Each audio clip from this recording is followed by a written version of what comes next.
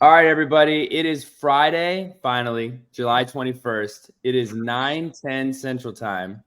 I am extremely sunburned, but we're pushing through here for the weekend.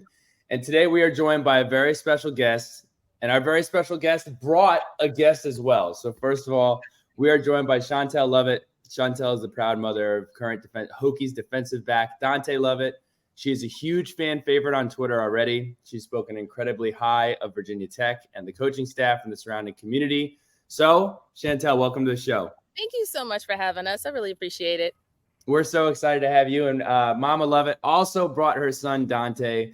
Dante is a freshman quarterback from DeMatha High School in Landover, Maryland. He chose Virginia Tech over the likes of Maryland, Michigan State, Nebraska, Georgia Tech. Dante, welcome to the show as well. Thank you for having me. Thank you. So Dante, just how you're home. You have a week off or something. How did that work out? This is one of the benefits of staying close to home for anybody wondering. But how's the summer going for you? It's going good. So we had like 6 weeks of hard training. Then we had the week off. So I ended up coming down to North Carolina, and I went to Myrtle Beach for a day or two, and then we came back to North Carolina to relax the rest of the time. So let's start this interview with Dante's recruitment. The process starts extremely early on. Every single year that goes by, it seems like it starts earlier and earlier. Letters to the house, coaches visiting. My father played a huge role in helping me navigate that. So Chantel, when you and Dante and the family spoke about this, what qualities, advice, guidance did you provide Dante as he first started his recruitment for college? I think the big thing for me was that he actually enjoyed the process. I absolutely refused to watch him get stressed out over the process. I understood fully how much goes into it and how much he just wanted to figure out where he wanted to go. But it should also be an enjoyable process at the same time. I didn't also want him to base any decisions off of me. I refused to let him base decisions off of me. So I tended to hold my opinions about a school until I heard what he had to say first. I really tried to let him be the only voice in his head in terms of certain things. I did definitely, because I played basketball in college, so I was recruited. I was an assistant coach, so I know the process. And so the kids get caught up on certain things, the glitz and the glam. And I was just like that little person on his shoulder going, I'm happy about the locker room. Yay, it's a locker room.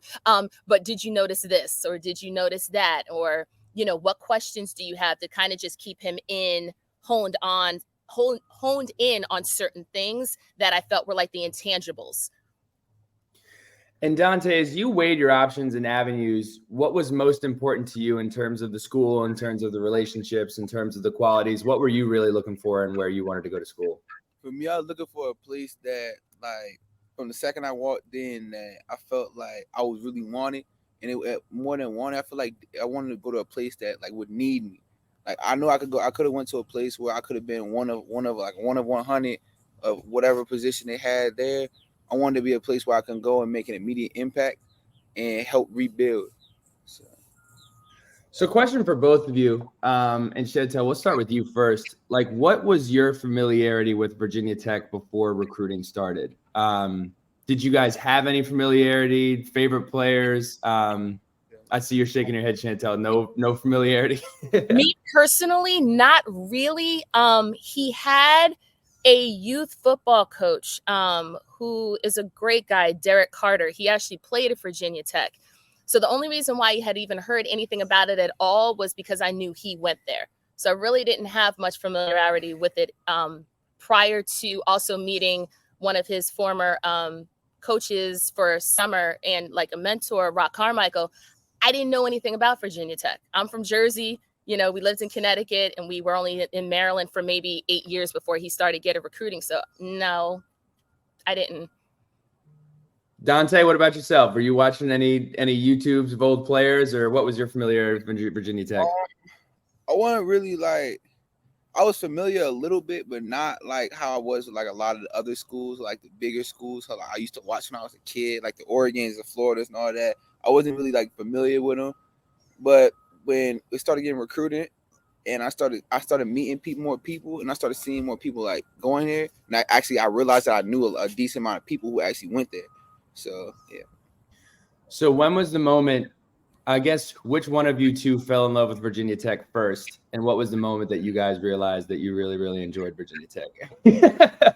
So you go first, Chantel. It was me. Okay. But I didn't tell him.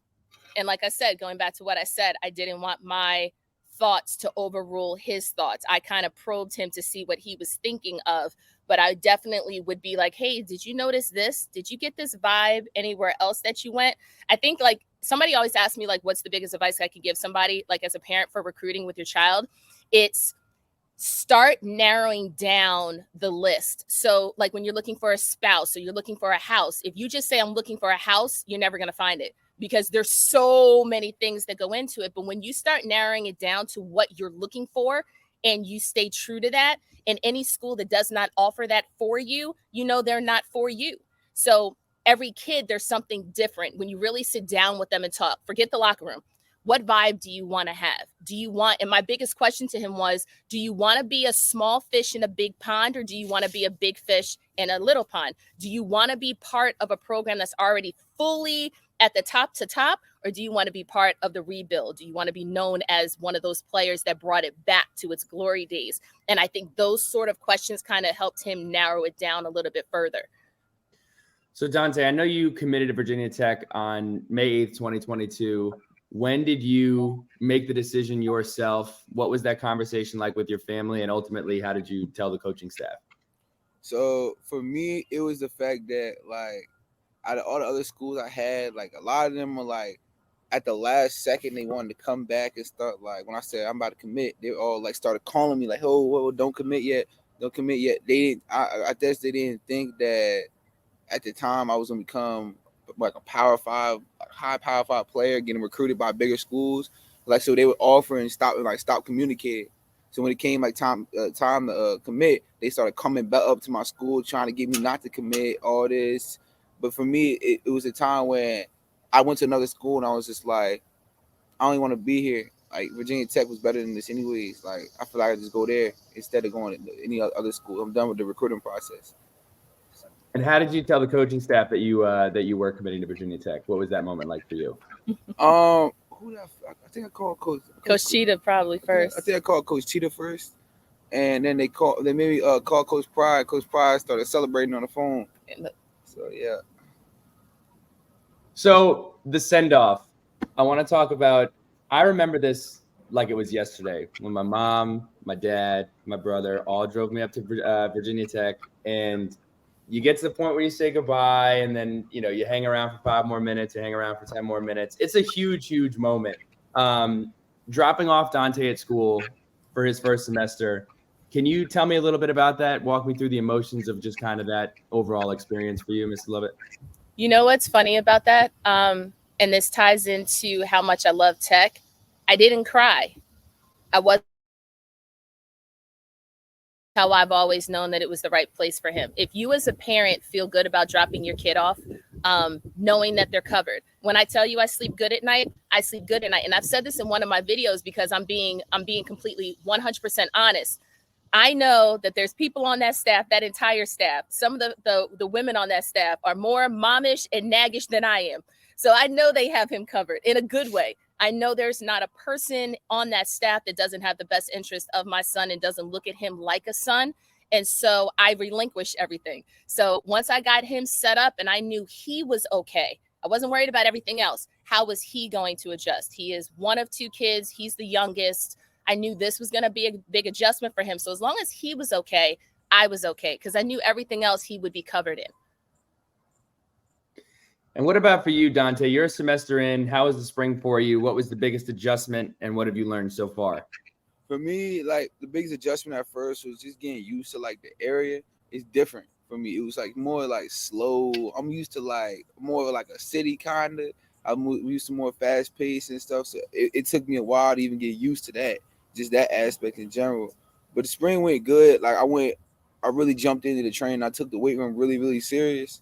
So I knew that was one of my biggest things I had to work on coming in. I had to make sure I took the weight room serious. Because before high school, I was coming off a shoulder injury. So I was just like, I didn't really lift as much as I wanted to. So when I came back, I made sure I lifted as much as I could. So And Chantel, how connected have you felt in terms of when you get back, or what does that look like? How often are you hearing about what's going on with Dante, what's going on with the program? Do you still feel connected with what's going on?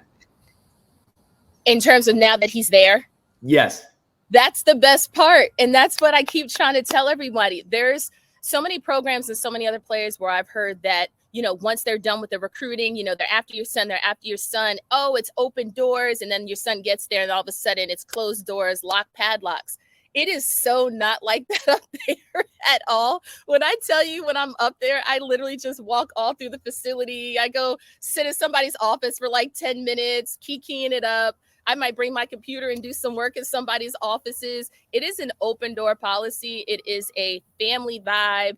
Anybody that sees me walking down the hallway, hey, Mama Lovett, what's up? What are you doing here? It's like going to see friends, which is pretty cool. Of course, there's always that business aspect of things. But at the end of the day, it really does feel like I'm going to see. I'm excited when I get ready to come up here. Half the time I'm up here, I don't even see him.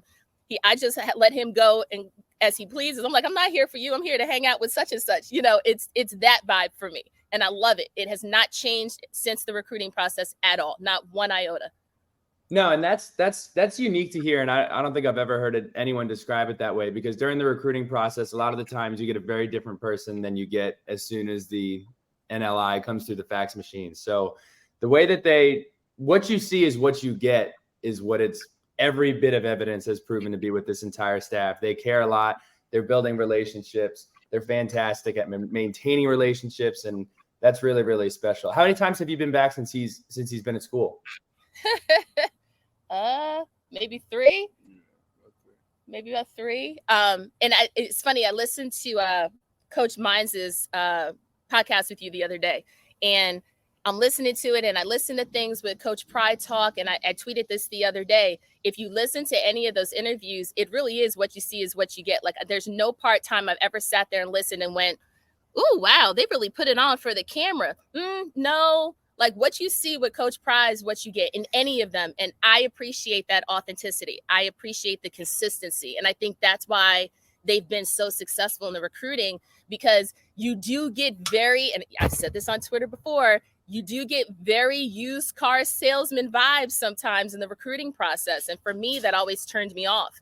They were the most authentic group of individuals, and they still are to this day. And I like things like that. Those are those intangibles that I'm talking about.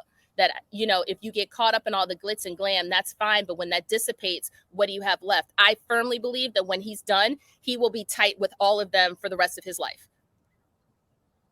And you've become a little bit of a sensation on Twitter. What encouraged you to be so vocal, spread the message about the staff? Nobody's asking you to do that. No coach is saying, hey, would you mind kind of, uplifting our program? And what kind of encouraged you to be so vocal? And I'd say it absolutely does make a difference. When there are other parents, when there are other student athletes, when there are other folks looking and trying to, even fans are trying to understand what is it like to play for Coach Pry and this staff, to be able to hear from the inside what it's been really like through your experience is special. But what encouraged you to go ahead and do that? I have no idea. There is absolutely no rhyme or reason. I'm one of those people where if something seeps into my spirit and it continues to, I can't fight it and I just go with it. I've always been that way and it's always worked out really well. I appreciate the platform. I never intended it for it to be kind of what it's turned into. But, they say happy wife, happy life. Well, happy mama, happy life, right? All you want is for your kids to be happy. These kids bust their butts. And there's a lot of people in stuff for the wrong reasons, be it, the youth coaches, the high school coaches. We've all heard those stories, college coaches. So when you find a staff that is as good as it gets, in my opinion, when you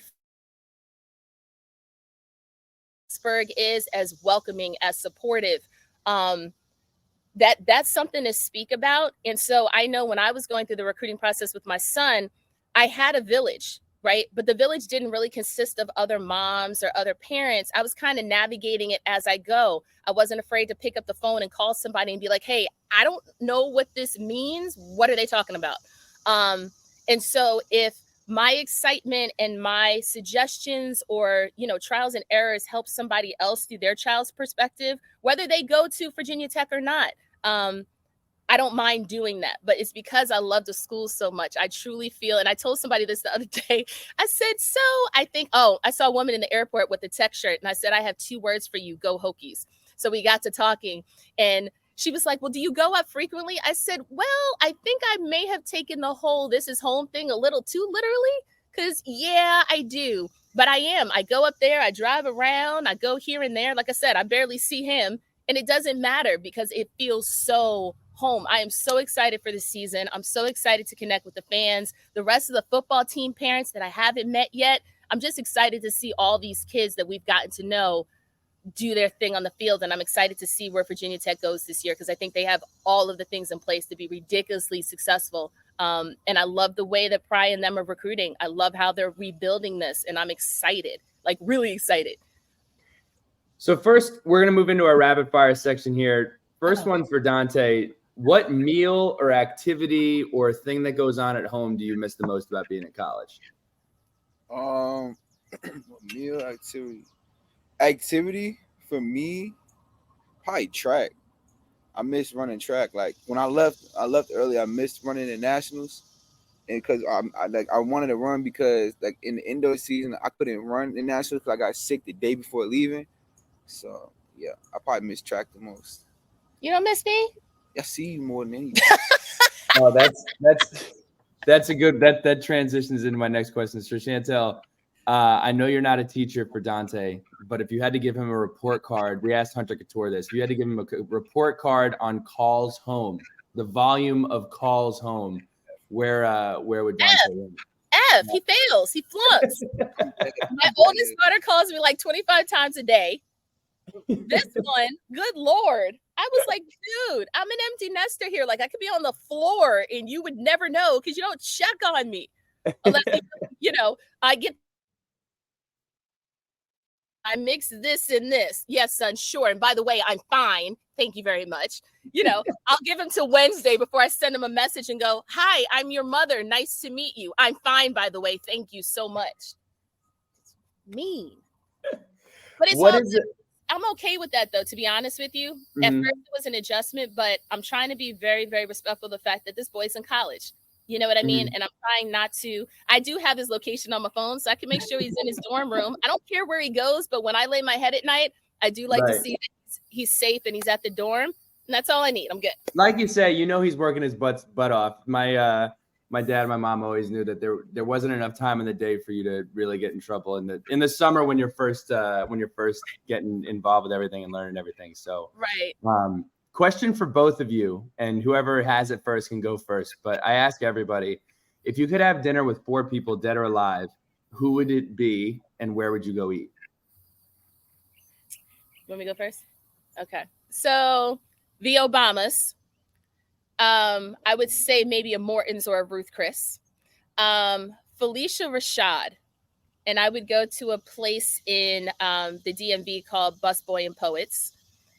I would go with Sean Quinn because that man can find the best eateries like it's nobody's business. So I'm going with Quinn.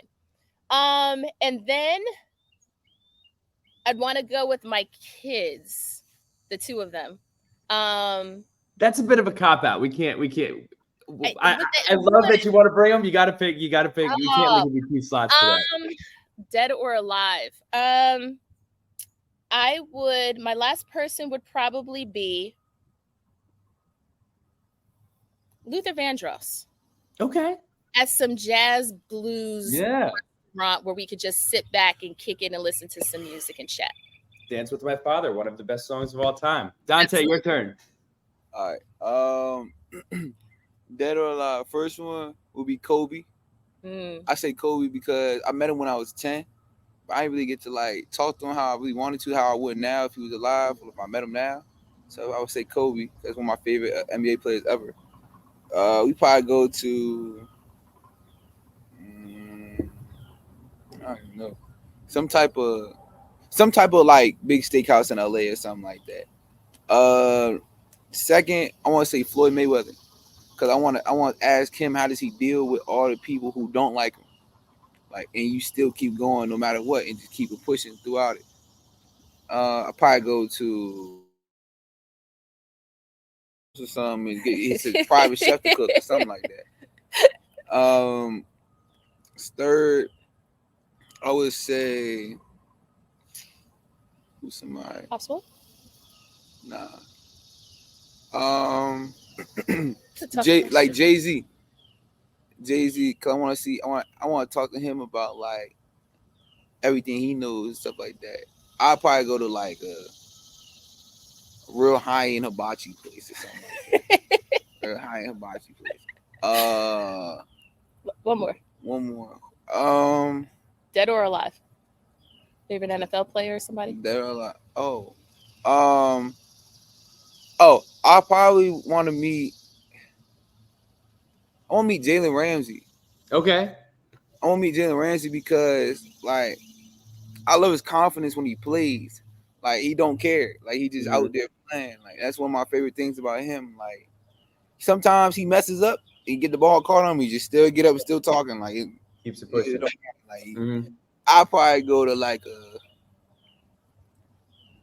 Jalen Ramsey. Probably go to like one of them little places on the water in Miami.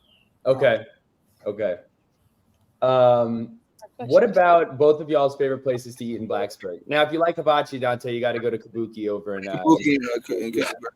He's been there. That's everybody. Mine? PK's.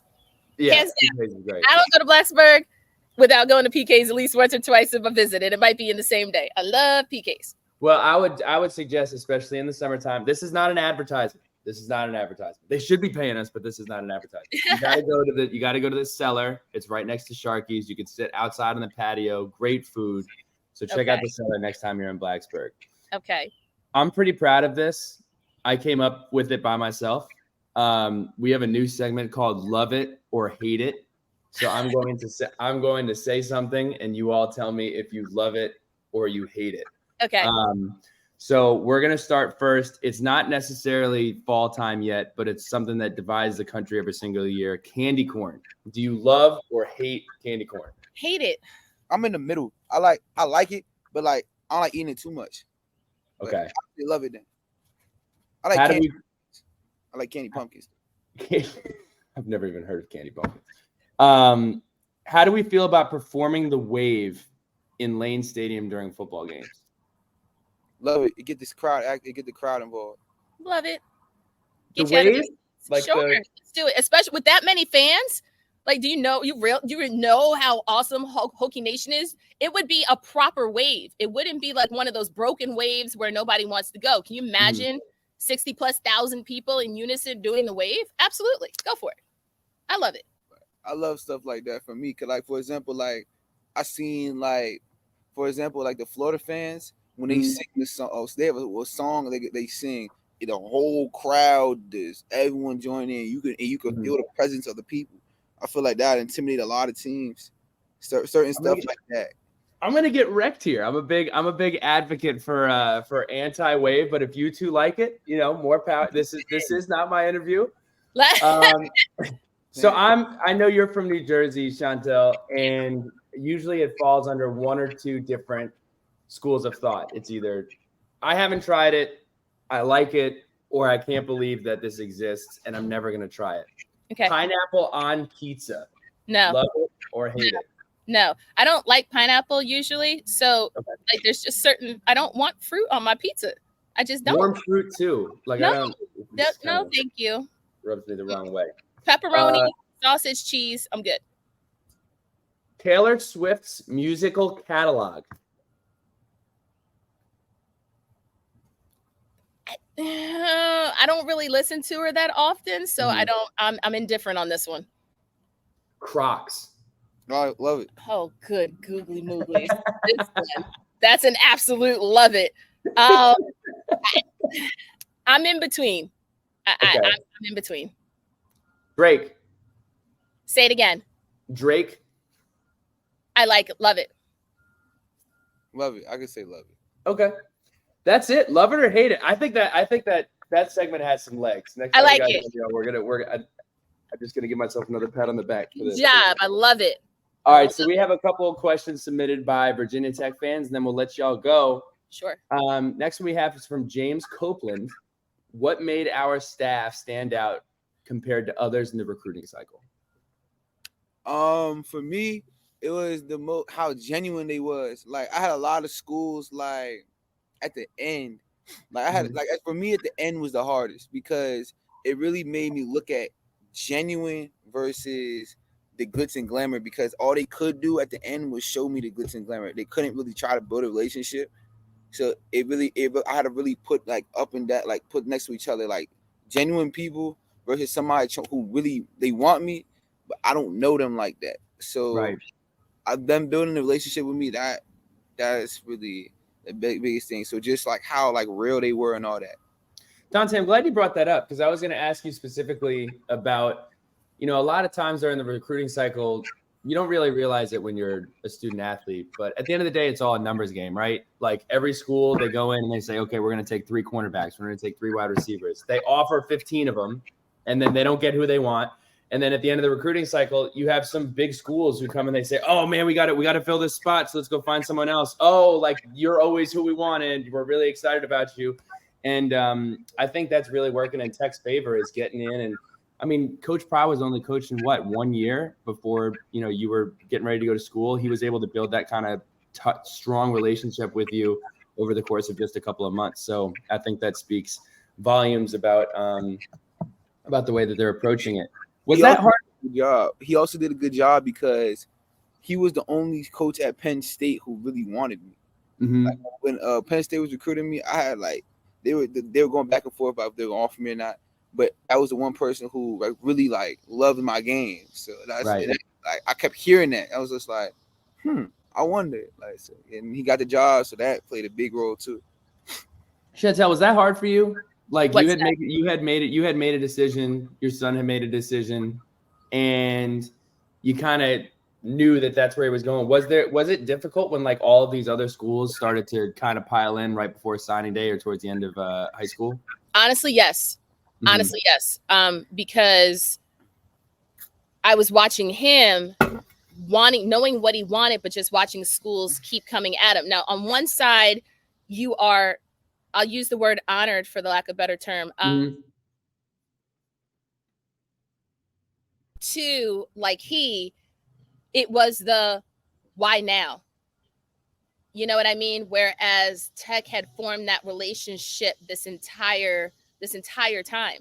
And that's what I mean. It was that consistency. And it's funny because I keep hearing other players talk about the consistency in the relationship. Like, again, I was listening to Fontel and I already knew this.